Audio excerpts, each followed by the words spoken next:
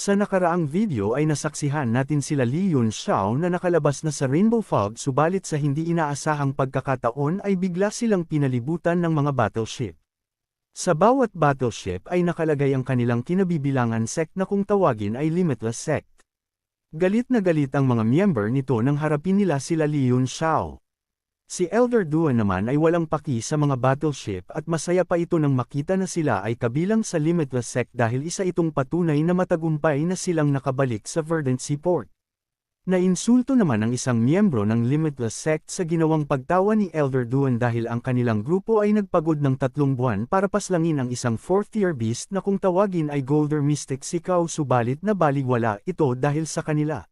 Dagdag pa niya na dahil sa ginawa nila Elder Duan na pagdating ay nabulabog nila ang Sea Beast dahilan para masayang ang paghihintay nila ng 3 buwan at pagkasayang ng marami nilang kayamanan kaya kailangan itong bayaran ni Elder Duan.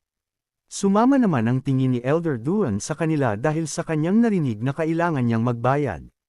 Magsasalita pa sana ang lalaking martial artist subalit pinigilan na siya ng kanyang kasamang babae sa kadahilanang hindi nito ma-detect ang cultivation level ni Elder Duan dahilan para isipin niya na mas mataas ang level nito sa kanila. Humingi ng paumanhin ang babaeng martial artist at hiniling na unawain na lamang ang kanyang kasama dahil nagdamdam lamang ito sa nasayang nilang pagod at oras. Ang lalaki ay hindi pa din tumigil sa pagsasalita at paniningil kay Elder Duan kaya nainis na ang babae sa kanya at nakatanggap ng sipa mula dito. Ilang sandali pa ay bigla silang nakaramdam ng matinding pressure mula sa isang malakas na martial artist at nakita nila na nagmumula ito kay Elder Duan na unti-unting umaangat sa itaas at sinasabi ang katagang may kailangan talagang magbayad sa nangyari. Nagpatuloy ang pag-angat ni Elder Duan at lumagpas na ito sa mga battleship. Naramdaman ng mga martial artist na mas lalong bumigat ang pressure na binibigay ni Elder Duan kaya napagdesisyunan na nila na humanda sa pag-atake at gamitin ang battleship array. Si Elder Duan ay inangat ang kanyang kamay at inilabas ang kanyang halberd swan weapon para magpakawala ng isang malakas na atake. Nagmakaawa na ang mga martial artist dahil batid nila na hindi nila kakayanin ang atake ni Elder Duan base pa lamang sa pressure na dala nito. Hindi nakinig si Elder Duan at seryosong ibinato ng buong lakas ang kanyang halberd spear sa direksyon ng battleship. Ang lalaking martial artist ay niprotektahan ang kanyang kasamang babae sa pag-aakalang sila ang target ni Elder Duan subalit lumagpas ang atake sa battleship at dumiretso pa din pa ibaba. Ilang sandali pa ang lumipas ay biglang lumabas ang isang malaking halimaw mula sa ilalim ng karagatan at sinalubong nito ang atake ni Elder Duan. Ang Sea Beast ay isang Golden Mystic Sikaw na matapang na nilabanan ang halberd ni Elder Duan sa pag-aakalang kaya niya itong tapatan subalit ilang sandali lang ang lumipas ay mabilis na nabasang ang barrier shield nito dahilan para direktang tumama sa ulo ng Sea Beast ang atake. Sa isang iglap ay biglang humandusay sa ibabaw ng karagatan ang Golden Mystic Sikaw na wala ng buhay. Si Elder Duan ay kanina pa pala ito nararamdaman sa ilalim ng tubig na paaligid-aligid at nang tangkain itong sagpanggin sila ay hindi niya ito binigyan ng pagkakataon at agad na pinaslang sa isang atake lamang. Napanganga sa gulat ang mga martial artist ng Limitless Sect dahil sa lakas na pinakita ni Elder Duan. Sinabi ni Elder Duan sa mga martial artist na kunin na nila ang Golden Mystic Sikaw dahil sapat na itong kabayaran sa kanila. Hindi naman ito tinanggap ng mga martial artist bilang pagrespeto sa lakas ni Elder Duan at hiniling na lang na sila'y paalisin ng ligtas sa pag-aakalang may sama ng loob sa kanila si Elder Duan. Nagpakilala si Elder Duan at sinabi na hindi siya pumapatol sa mga mahihina kaya kunin na nila ang Golden Mystic Sikaw at huwag nang alalahanin ang nangyari kanina. Nagtataka naman ang mga martial artist nang marinig nila ang pangalan ni Elder Duan dahil sa pagkakaalam nilang ito'y patay na. Nabigla si Elder Duan sa kanyang narinig dahil sinong maglalakas loob ang ipagkalat na siya'y patay na. Nakisali na si Lee Yun Xiao at inutusan silang ipaliwanag ang mga nangyayari at bakit nila sinabi na patay na si Elder Duan. Ipinaliwanag ng lalaking martial artist na ilang araw na ang lumipas kung saan kumalat ang balita na ang 7 martial grandmaster ay nasawi sa ginawa nilang operasyon na atakehin ang Violet Nine Striped Moth at kabilang si Elder Duan sa mga nabanggit na pumanaw. Tinanong ni Lee Yun Xiao kung sino ang nagpakalat ng balita patungkol sa kanilang pagkamatay kaya sinagot ito ng babaeng martial artist at sinabi na ang impormasyon ay nagmula sa isang expert ng Star Mansion Sect kung saan nakita nito mula sa malayo ang nangyaring kaganapan. Pagkatapos ni Li Yunxiao marinig ang detalye ay pinaalis na niya ang Limitless Sect kasama ang Golden Mystic Sikaw. Tatanggi pa sana ang Limitless Sect subalit binigyan sila ng matalim na titig ni Li Yunxiao kaya dali-dali itong umalis habang hila-hila ang Golden Mystic Sikaw.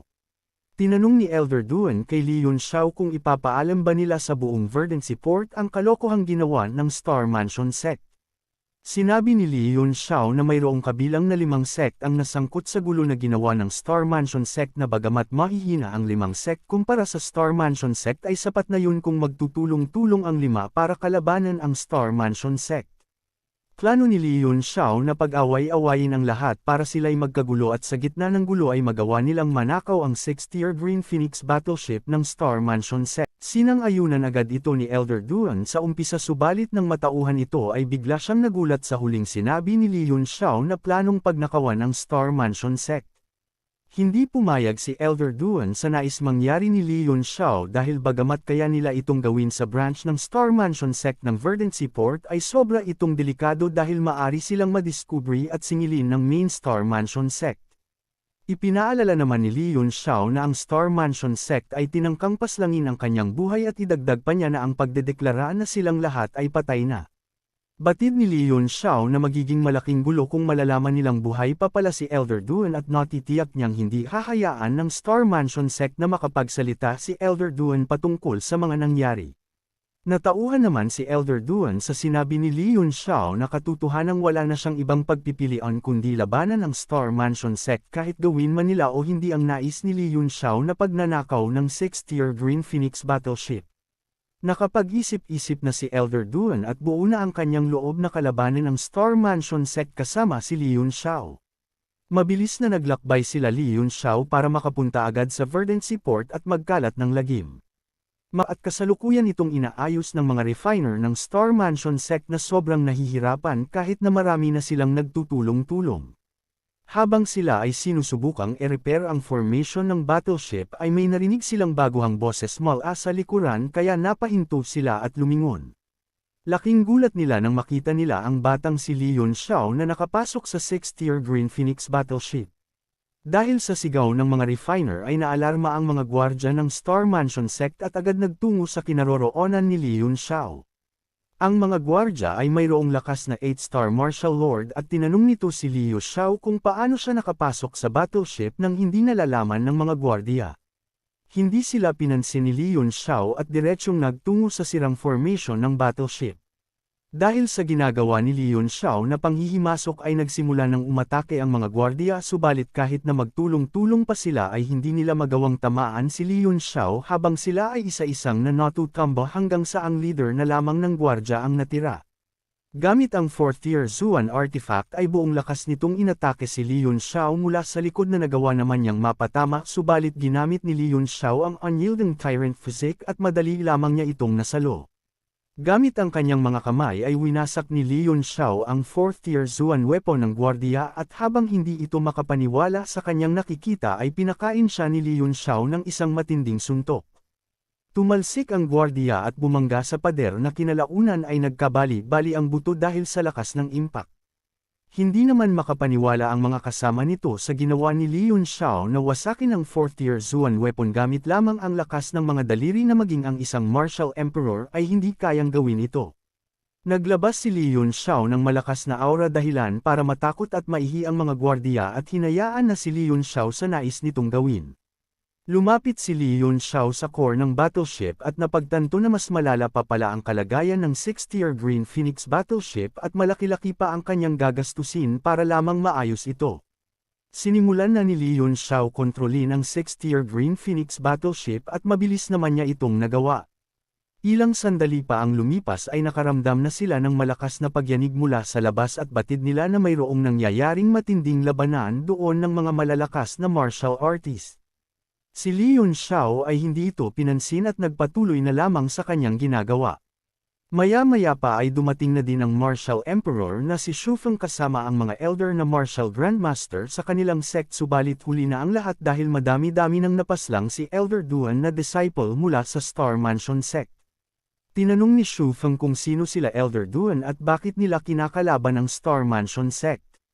Hindi naman nagpakilala si Elder Duan at naghanda na sa mangyayaring labanan kaya nirelease na niya ang sumpa at naging isang 2-star Martial Emperor muli. Hindi makapaniwala si Shu Feng dahil sa isang iglap ang isang 7-star Martial Grandmaster ay biglang naging 2-star Martial Emperor na higit na mas malakas sa kanya.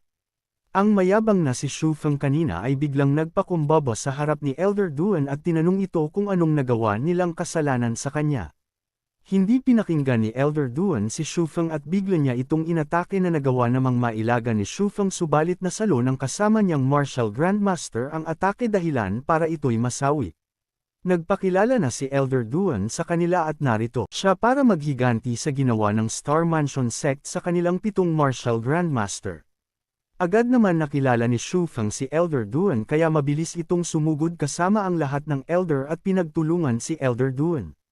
Sa gitna ng 6th-tier Green Phoenix battleship ay patuloy pa rin si Li Yunxiao sa kanyang ginagawa at ilan sandali pa ay napagtagumpayan na niyang mapaganya ang 6th-tier Green Phoenix battleship kaya namangha ang mga refiners na kanina pa nanunood sa kanya dahil sa unang pagkakataon ay nakita nilang nag-operate ang 6th-tier Green Phoenix battleship.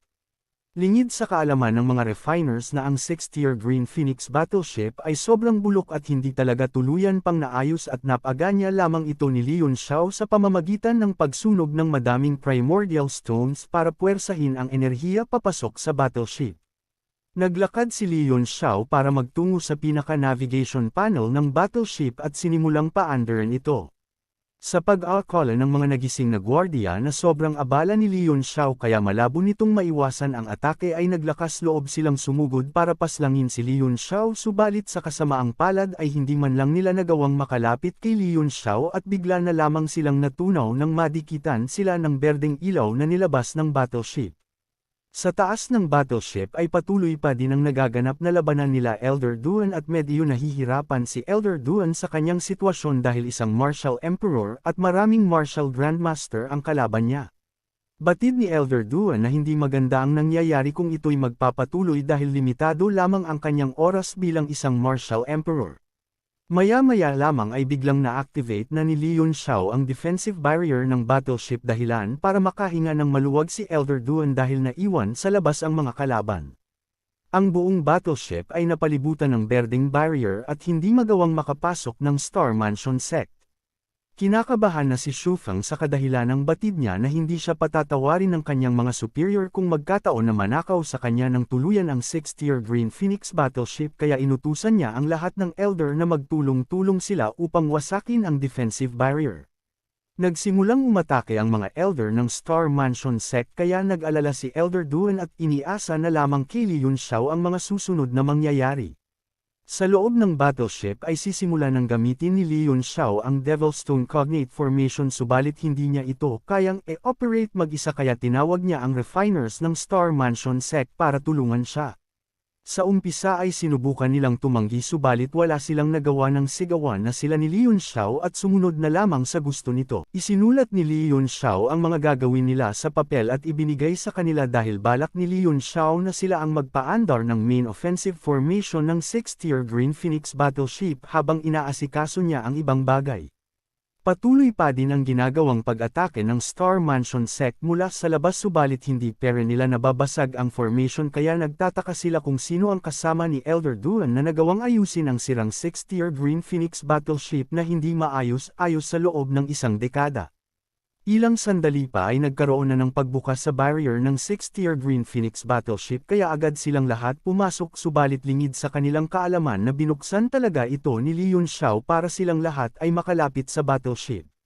Nang makalapit na sila sa butas ay sinalubong sila ng shockwave na nagmumula sa Devilstone Cognate Formation kaya lahat sila ay isa-isang nasiraan ng ulo dahil sa dulot na epekto ng Devilstone Cognate Formation. Ang Thousand Crane Pavilion malapit sa Star Mansion Sect ay nagkaroon ng pagtitipon at sama-sama nilang pinanood ang nangyayaring labanan. Iniisip nila na kung sa paanong paraan nagawang magpadala ng Three Great Sect ang isang 2-star Martial Emperor para labanan ang Star Mansion Sect. Hindi nila lubos maisip na mayroon palang tinatagong alas ang mga ito kaya matapang silang nagpunta sa Verdancy Port para lusoban ang Star Mansion Sect. Ang Thousand Crane Pavilion ay tinaggihan ng alok ng 5 sect na sumama sa gagawin nilang pagwasak sa Star Mansion sect dahil sa takot, subalit sa kanilang nakikita ay wala na silang dapat ikatakot kaya balak na nilang tumulong ng pasikreto. Si Shu Feng ay hindi na kinakaya ang epekto ng Devil's Stone Cognate Formation at malapit na itong masiraan ang ulo dahil ang Devil's Stone Cognate Formation ay direktang inaatake ang utak ng isang martial artist. Hindi niya lubos maisip na ang pinangarap niyang Devil's Stone Cognate Formation na pinagtuunan niya ng pansin at maraming resources mabuo lamang simula noong dumating siya sa Verdant Seaport ay siya pala ang unang makakaranas nito. Sinira ni Shu Feng ang kanyang pandinig sa pag-aakalang makakatulong ito para hindi na siya atekin ng Devil's Stone Cognate Formation, subalit lingid sa kaalaman niya na hindi ito epektibo kaya mas nakaranas siya ng matinding paghihirap. Si Elder Duan ay natawa na lamang sa katangahang ginawa ni Shu Feng at kam ang mga nito patungkol sa top-tier formation. Tinanong ni Shu Feng si Elder Duan kung bakit hindi ito apektado ng Devil's Stone Cognate Formation kahit na parehas lamang silang nakakarinig nito. Hindi na siya sinagot ni Elder Duan dahil wala naman ang silbi pa ang malaman niya dahil malapit na siyang mamatay. Gamit ang teknik na White Flame Ghostly Killer ay pinaslang niya ng mabilisan si Shu Feng na wala ng kalaban-laban. Namangha naman siya sa mga nangyayaring kaganapan sa kanyang buhay simula nang sumama siya kay Leon Xiao dahil hindi lamang niya muling nagamit ang dati niyang lakas kundi mas lalo pa siyang lumakas. Dagdag pa niya na maraming high-level technique ang itinuro sa kanya ni Leon Xiao kagaya na lamang ng Heart Common technique na nagawang labanan ang Devil's Stone Cognate Formation. Sa pagmuni-muni ni Elder Duan ay hindi niya namalayan si Shu Feng na buhay pa pala at bigla siyang niyakap para pasabugan ang kanyang sarili kasama si Elder Duan. Agad siyang dinakma ni Elder Duan at ibinato sa mga kasama nitong Elder para sama-sama silang sumabog at mamatay.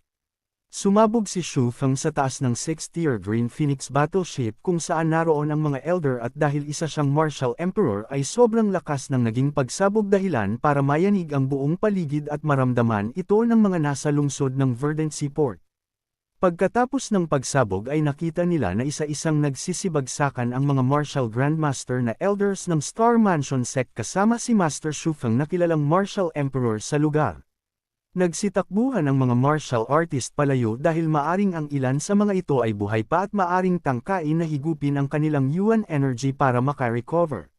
Si Elder Duan ay bumalik na sa maliit niyang anyo dahil nakalipas na ang 1 oras at epektibo na ulit ang sumpa.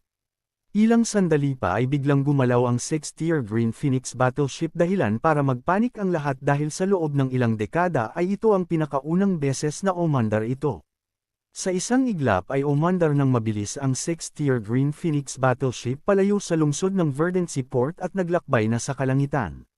Naiwan na nakanganga ang mga martial artist na nakakita sa nangyaring nakawan ng 6th-tier Green Phoenix battleship sa Verdant Seaport. Litong-lito ang mga martial artist kung saan nakuha ng Soaring Sword Sect, Tiger Slaying Sect at Aquare Pavilion ang malakas na martial artist para labanan ang Star Mansion Sect.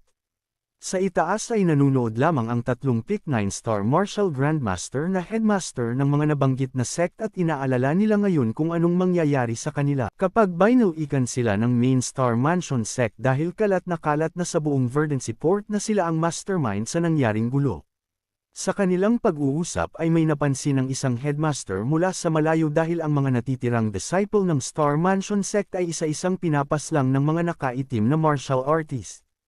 Para sa kanila ay lalong naging komplikado ang sitwasyon dahil kung mauubos ang mga Star Mansion Sect sa lugar ay mahihirapan silang ipaliwanag ito kung magkataon na bisitahin sila ng Nine Heavens Martial Sovereign Oldie ng main Star Mansion Sect.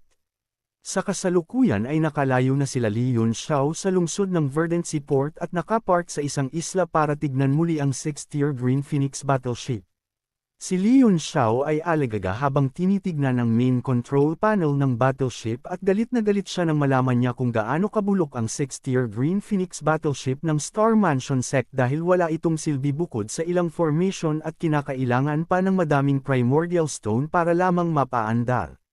Nagulat naman si Elder Duan nang malaman niya kung gaano kalaki ang nagastos na primordial stone ng 6th-tier Green Phoenix battleship sa 10 segundong pag-activate ng offensive at defensive formation nito dahil gumastos si Leon Xiao ng 50,000 middle-tier primordial stones na malabo niyang kitain sa loob ng 1 taon bilang isang hunter. Tinanong ni Elder Duan kung anong balak nito sa mga refiners na kanilang nasama at kung balak ba nila itong dispatchahin. Sinagot naman siya ni Lee Yun Xiao na walang magiging problema kung isasama nila ang mga refiners dahil pamilyar na ito sa 6th-tier Green Phoenix battleship at lubos na makakatulong sa kanya. Dahil ayaw ni Lee Yun Xiao gumastos ng malaking halaga ng primordial stones kada gagamitin ng 6th-tier Green Phoenix battleship ay kailangan niyang hanapin ang Thunderwind Commerce Guild para doon ito ipaayos dahil sila lamang ang kaisa-isang commerce guild na tumatanggap ng kahit anong business deal at walang paki sa ibang detalye. Dinala ni Lee Yun Xiao ang 6th-tier Green Phoenix battleship sa katabing isla nila para doon pansamantala itong itago. Para mapanatiling ligtas ang 6th-tier Green Phoenix battleship sa mga manlalakbay ay minabuti niyang mag-set up ng formation at itago ang ubong isla kasama ang 6th-tier Green Phoenix battleship para maging invisible ito sa mata ng mga martial artists.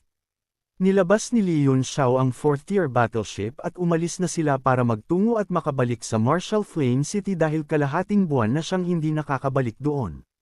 Isang araw ang makalipas ay malapit na sila sa Dust Flame Empire at sa kanilang paglalakbay ay lasing na lasing si Elder Duan sa alak kaya naisipan nitong tanungin si Lee Yun Xiao patungkol sa background nito.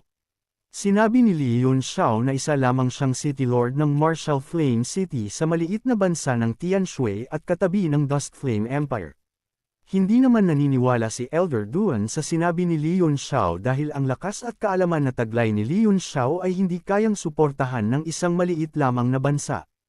Dahil batid ni Lee Yun Xiao na lasing si Elder Duan ay sinubukan niyang sabihin dito ang katotohanan na dati siyang Pick 9 Heavens Martial Sovereign at Legendary 9th Class Refiner subalit lalong hindi naniwala si Elder Duan at mas pinili na lang paniwalaan na isang City Lord si Lee Yun Xiao. Dagdag pa nito na siguro ay disciple si Lee Yun Xiao ni Sect Master Chi Pong ng Heaven Gathering Sect na kilalang 8 Desolation Realm Martial Supreme dahil sa buong Dust Flame Empire ay sila lamang ang kayang makagawa ng isang halimaw kagaya ni Lee Yun Xiao. Sa isip-isip ni Lee Yun Xiao ay hindi niya maitatanggi na mayroon siyang koneksyon sa Sect Master ng Heaven Gathering Sect dahil si Chi Pong ay disciple ng pinakauna niyang disciple nung siya pa si Emperor Gufei yang kaya inamin naman ni Lee Yun Xiao kay Elder Duan na masasabi niyang mayroon siyang koneksyon sa Heaven Gathering Sect kahit papaano.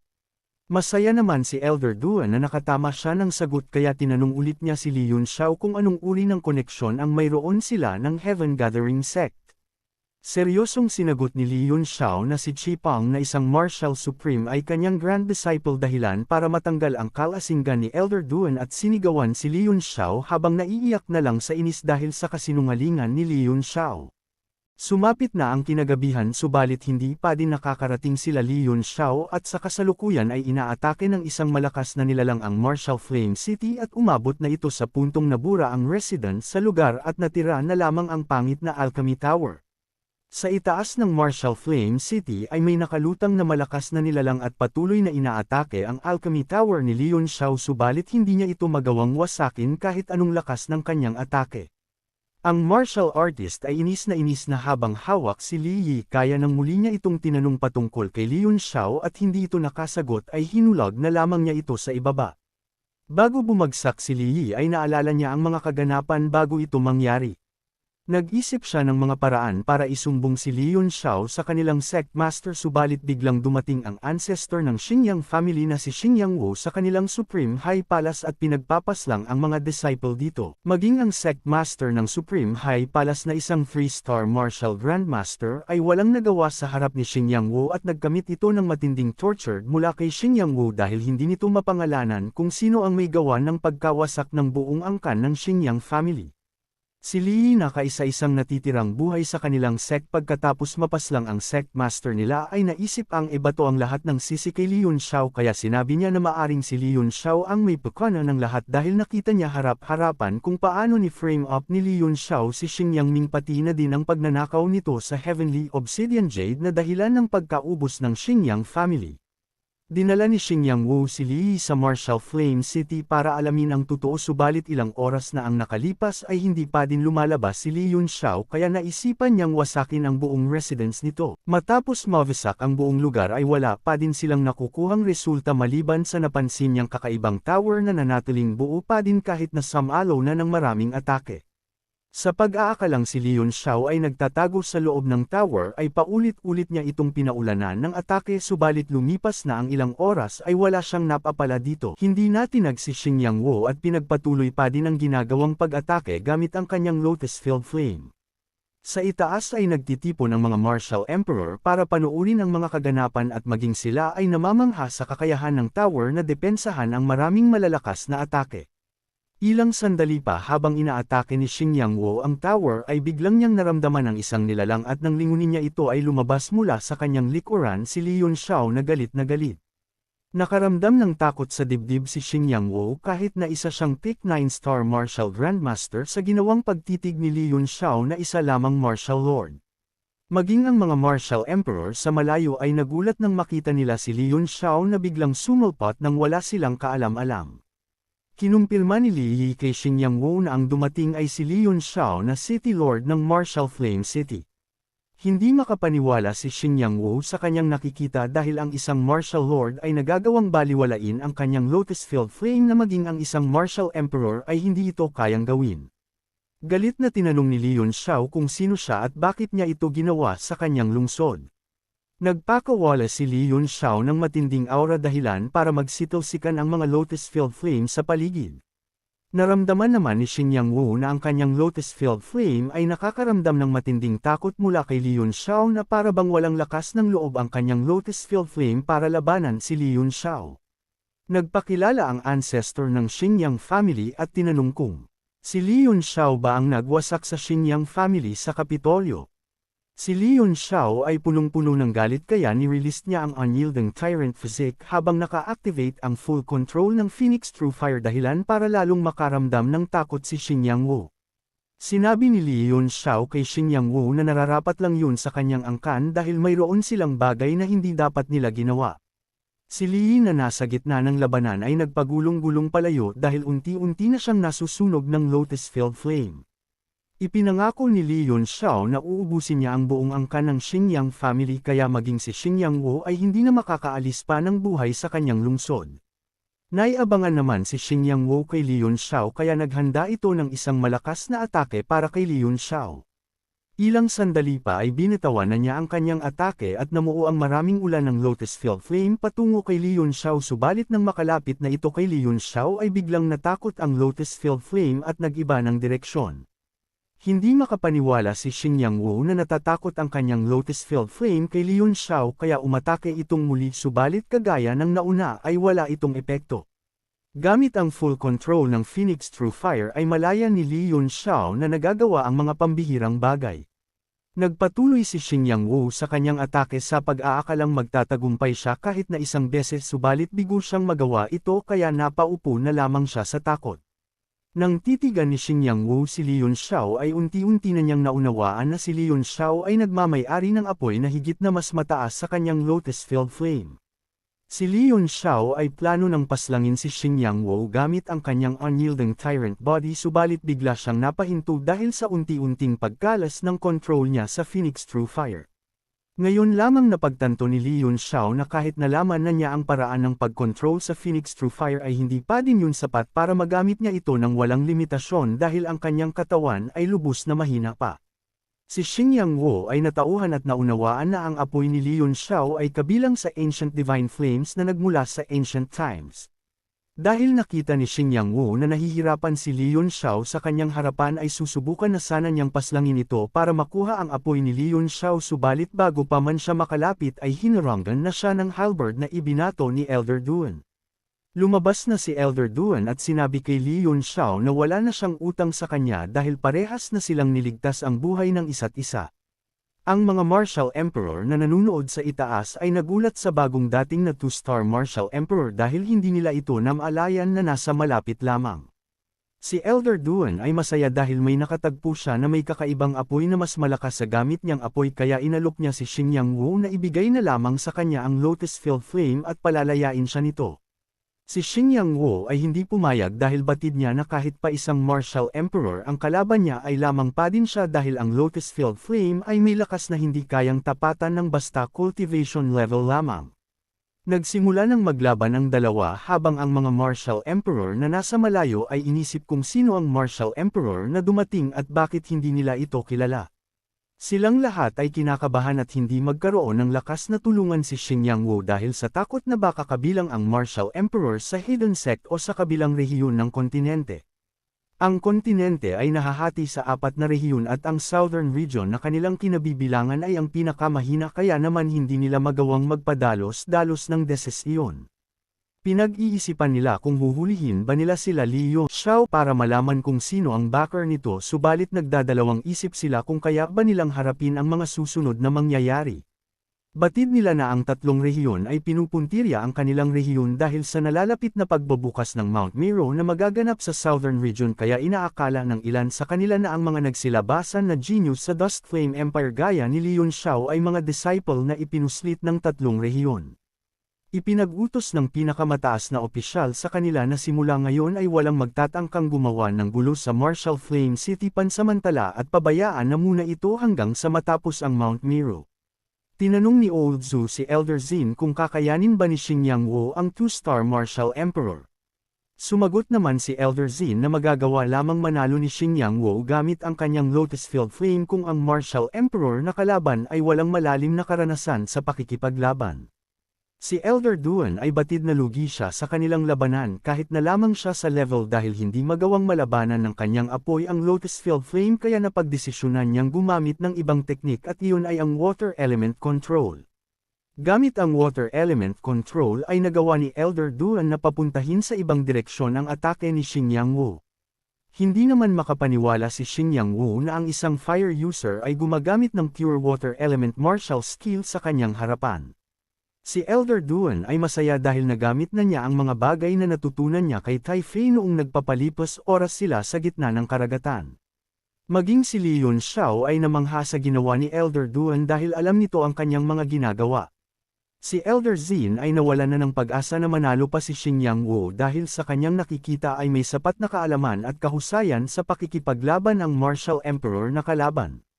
Nawalan na ng pag-asa pang lumaban si Xingyang Wu subalit hindi niya gusto na mayroong makinabang ng kanyang Lotus-filled flame kaya pinili nito na pasabugan ang kanyang sarili kasama ng Lotus-filled flame.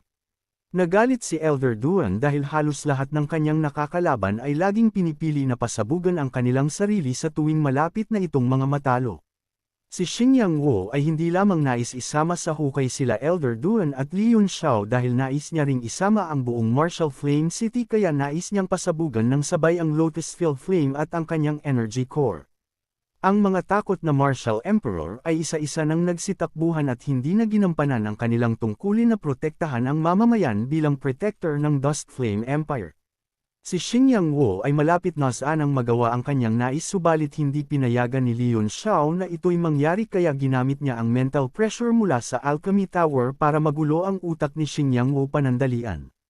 Ilang sandali pa ang lumipas ay natapos na ang Universal Suppressor at bumalik na sa katinuan si Xingyang Wu subalit huli na ang lahat para sa kanya dahil si Elder Duan ay nakahanda na kanina pa para kunin ang kanyang Lotus-filled flame. Walang nagawa si Xingyang Wu at tuluyan nang napasa kamay ni Elder Duan ang Lotus-filled flame. Ang mga hangal na Martial Emperor ay hindi maunawaan ang mga nangyayari kung bakit napatigil si Xingyang Wu habang pinapasabog nito ang kanyang sarili. Ang isang hangal na Martial Emperor na si Old Ao ay tinutukso si Elder Zin na pagtulong-tulungan nila si Elder Duan at kunin ang Lotus-filled flame subalit hindi pumayag si Elder Zin sa nais mangyari ni Old Ao dahil wala siyang balak sugal ang buong bansa ng Dust Flame Empire para lang sa sarili niyang kapakanan. Binalaan ni Elder Zin ang lahat ng kanyang mga kasama na magsibalik na sila at pabayaan na ang Martial Flame City at wala na din silang mapapala kung ipaghihiganti pa nila ang pagkaubos ng Xingyang family. Sumapit na ang umaga at isa-isa na din nagsialisan ang mga nanunood sa malayo habang naiwan naman si Elder Duan na ni-refine ang Lotus-filled flame. Ilang sandali pa ang nakalipas ay nagawa na niya itong masuppress at maari na niya itong kainin ng buo. Namilipit si Elder Duan sa sakit at hirap ng pag-absorb ng Lotus-filled flame kaya ipinatawag ni Li Yuanshao ang 4 na refiner at inutusang tulungan si Elder Duan. Nang makita ni Li Yuanshao na wala nang umaaligid ay dumiretso na agad siya sa World God Monument. Si Li Yunxiao ay sinalubong ni Jirong sa kanyang pagbabalik at masaya siya dahil nakita niyang hindi naapektuhan ang loob ng World God Monument. Nakita ni Li Yunxiao na isa ng ganap na third-tier refiner si Jirong kaya bilang gantimpala ay nakatanggap siya ng isang suntok kay Li Yunxiao. Ibinalita ni Jirong na ang lahat ay ligtas na nakapasok sa loob ng World God Monument dahil naramdaman ng maaga ni Commander Hong ang ancestor ng Xingyang family bago pa man ito wasaki ng buong residence ng Martial Flame City. Dagdag pa niya na si Manny lamang ang namumukod tanging napinsala sa nangyaring pag-atake dahil si Manny ang nag-imbestiga ng sitwasyon at humarap kay Xingyang Wu sa simula. Dahil batid na ni Li Yunxiao na okay ang lahat inutos niya kay Jirong na sabihin kay Commander Hong na simula na muli ang pagbuo ng Martial Flame Residence at palakihin ang kanilang lungsod dahil batid ni Li Yunxiao na pansamantalang walang magtatangkang umatake sa Martial Flame City. Ipinaalala din ni Li Yunxiao na wag gambulin ang Martial Grandmaster at mga refiner sa labas at hintayin lamang itong matapos.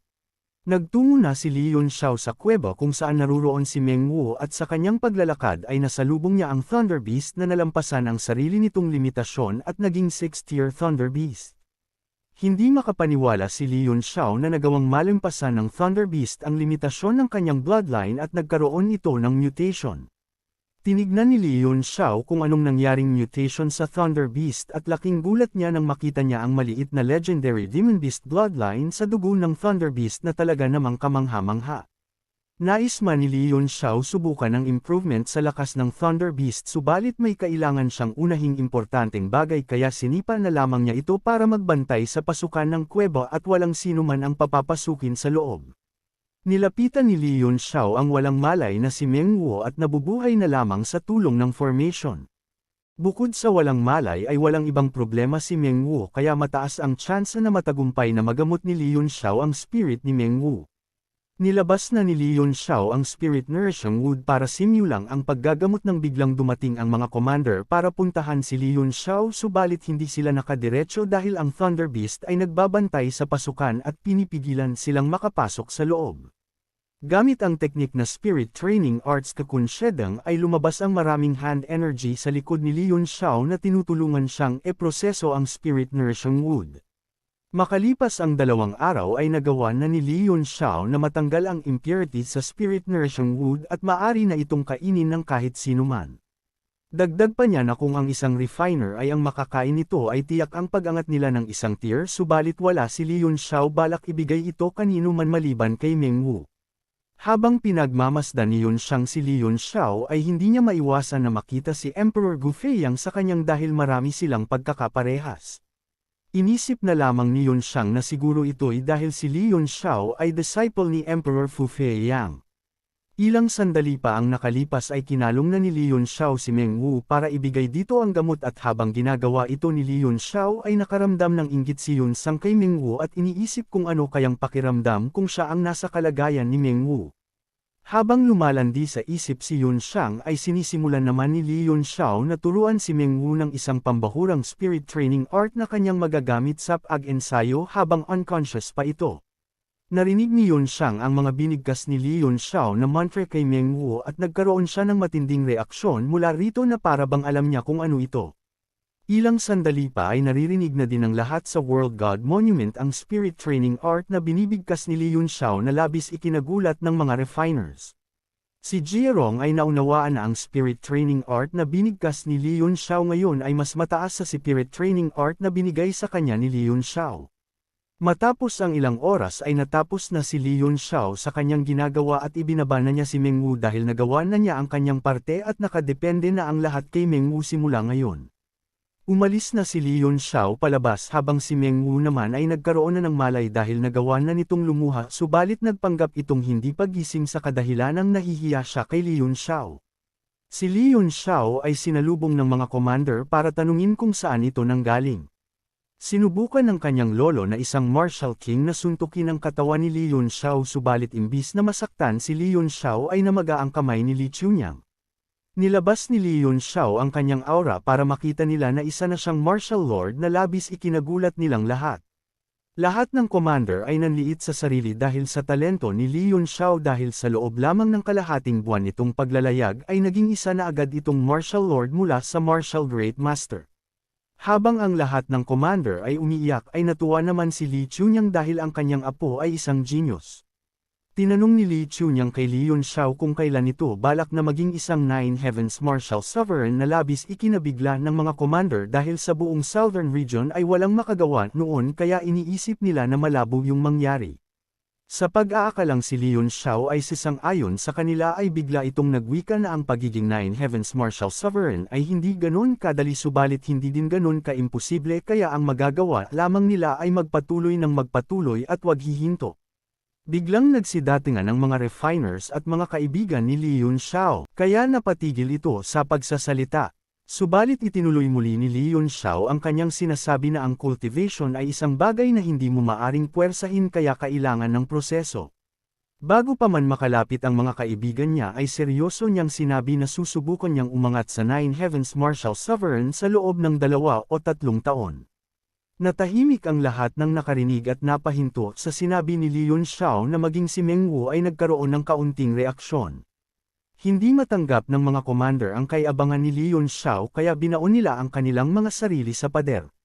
Umalis na si Li Yunxiao at nagtungo naman kay Meng Bai para alamin ang sitwasyon nito at nang makarating na siya sa lugar ay napansin niya na lalong kumapal ang poison na bumabalot sa buong kuweba. Bukod sa kanya ay wala nang ibang kayang makalapit pa sa kinaroroonan ni Meng Bai dahil sa tindi ng poison sa lugar. Masaya si Li Yunxiao sa nakita niyang kalagayan ng kanyang disciple kaya nilabas na niya ang Violet Nine-Striped Moth para ibuhos ang dugo nito kay Meng Bai at mapabilis ang proseso ng pag-evolve ng Heavenly Poison Body. Umalis na si Li Yunxiao at hinayaan si Meng Bai na i-absorb ang dugo. Lumabas si Li Yunxiao sa tower at nakita niya ang mga tao sa Martial Flame City na nagtutulong-tulong para mabilis na maayos ang lugar. Masaya ang lahat na binati si Li Yunxiao maliban sa isang bisita na nabitawan ang kanyang tungkod sa gulat nang makita si Li Yunxiao na isa ng Martial Lord. Naglakad sila Li Yunxiao sa labas patungo kay Ding Linger at habang naglalakad ay nabanggit ni Li Yunxiao kay Old Yu na ang kanilang residence ay nilusob ng isang malakas na martial artist at kasalukuyang inaayos subalit kulang sila sa mga resources. Naunawaan naman ni Old Yu na mangungutang na naman si Li Yunxiao kaya inunahan na niya ito na wala na silang ipapautang.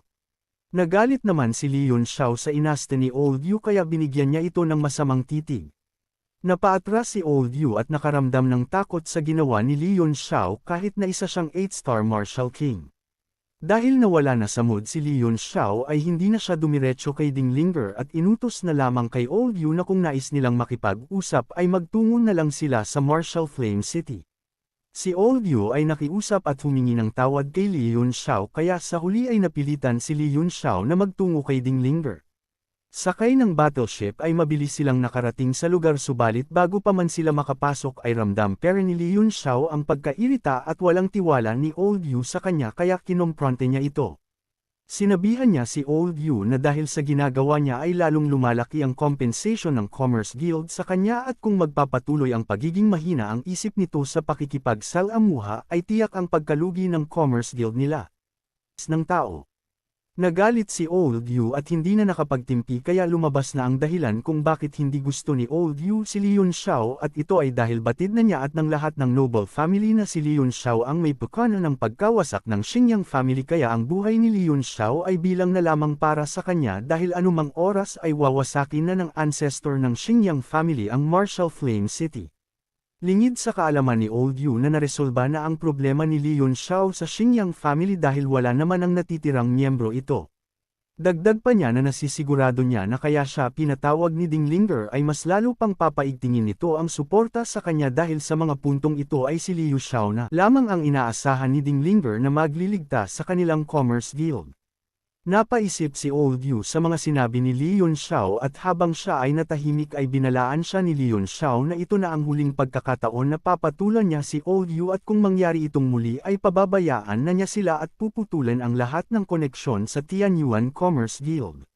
Bago pa uminit lalo ang sitwasyon ay lumabas na si Ding Linger at sinuportahan si Li Yunxiao sa kanyang mga sinabi. Inutos ni Ding Linger kay Old Yu na simula ngayon ay etreto na niya si Li Yunxiao kagaya ng pagtrato nito sa kanya. Nakangiting humingi ng paumanhin si Ding Linger sa nagawa ni Old Yu at hiniling na palampasin na lamang ito. Pinagbigyan naman siya ni Li Yunxiao at pumasok na sila sa loob.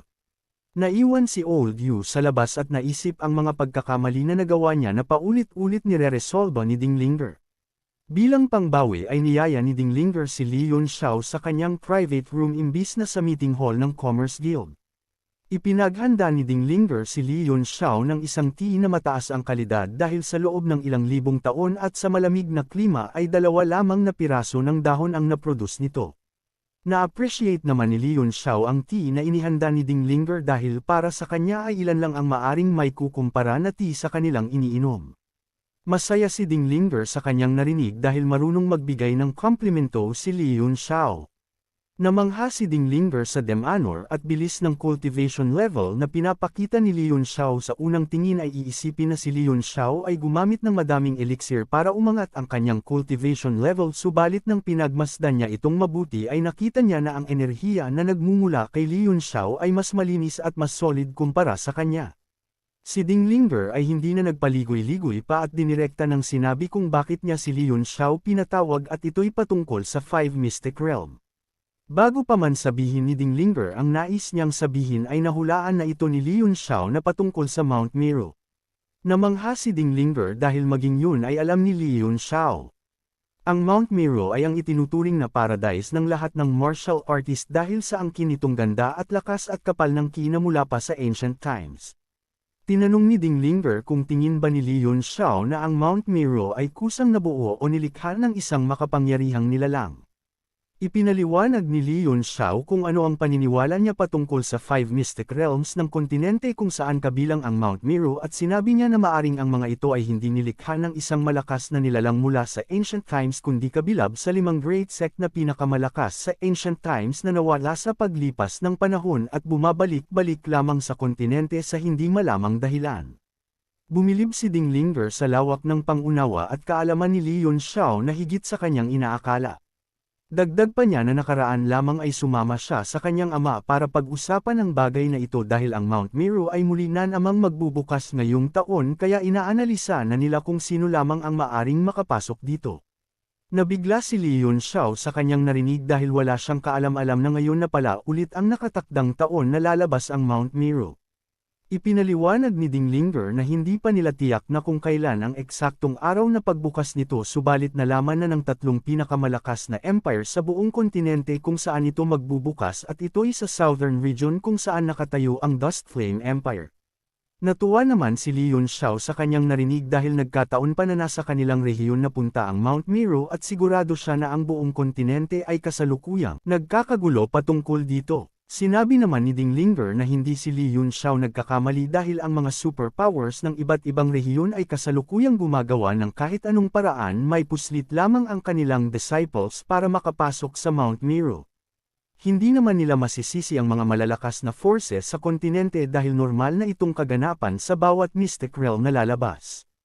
Ayon sa mga kwento-kwento, ang Mystic Realm ay naglalaman ng mga pambihirang bagay kagaya na lamang ng mga artifact, weapon at teknik na kayang yanigan at baguhin ang takbo ng buong kontinente, kaya naman ang mga superior forces ay nagkakagulo para dito.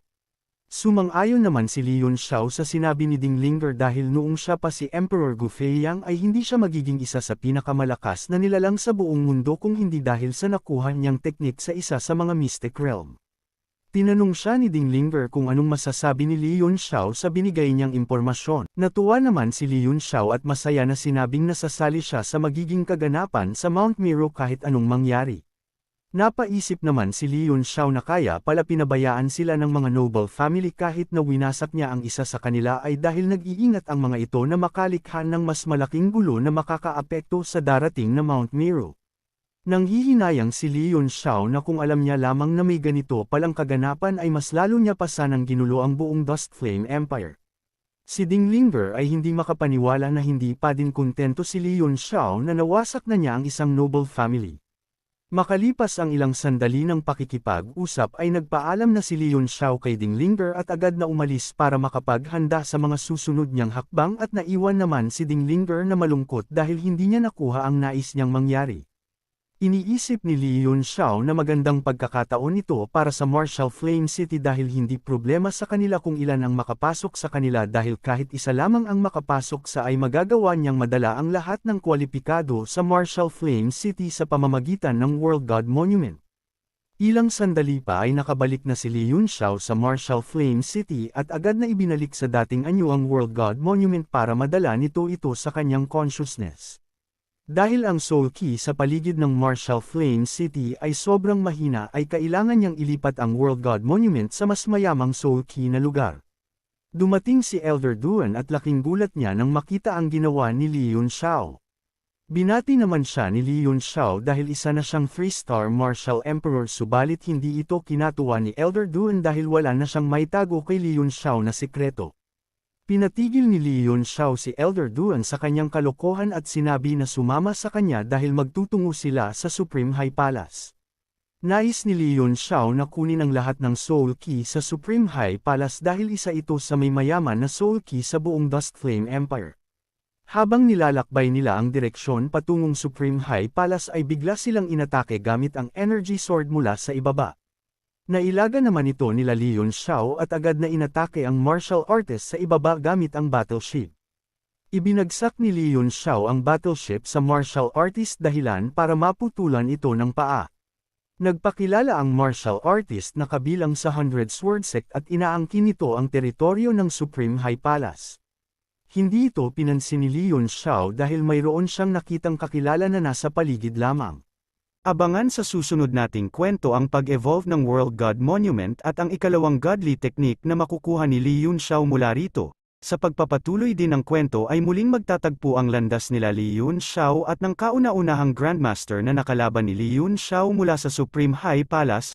Kung nais mong subaybayan ang ating kwento ay i-open mo lamang ang notification bell pagkatapos mong mag-subscribe.